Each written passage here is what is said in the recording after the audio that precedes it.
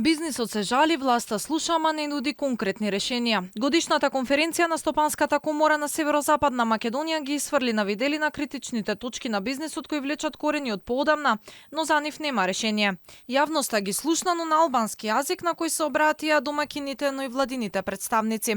Клучниот проблем во бизнисот се платите, но и работната сила. За да ги задржат работниците и да можат да делат повисоки плати, бараат намалување на придонесите и либерализација на меѓународниот пазар на труд.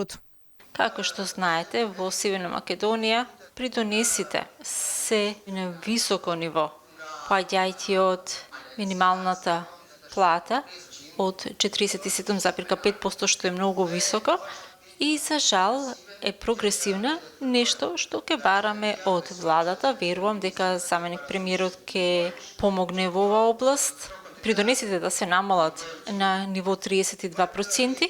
Младите ја напуштаат Македонија не само поради платата, туку поради преголемата вработеност по пат на партиска врска, лошите политики, тоа што не се цени квалитетот, покрај тоа што е најкритично во туризмот и градежништвото. Сериозен проблем е и во IT секторот. Во државава годишно недостигаат 600 IT техничари.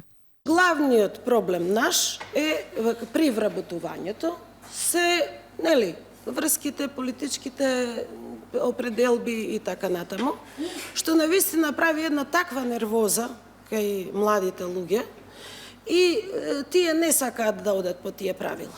Представниците на владата ги слушнаа барањата и забелешките упатени на нивна адреса, но не одговорија конкретно дали ќе се прифатат предлозите. Се пожалија дека и во влада, и во државните институции им недостигале вработени во IT секторот. Како краткорочно решение, допрва ќе се работело на либерализација на пазарот и зголемување на квотите.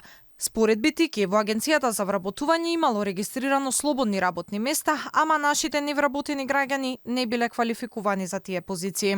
Има илјадници работни места слободни, а во истата агенција бараат работа над 115.000 наши граѓани. Овие невработени не се оспособени за професиите кои што ги бара работниот пазар. Младите не бегат само заради платите, бидејќи не се компатибилни.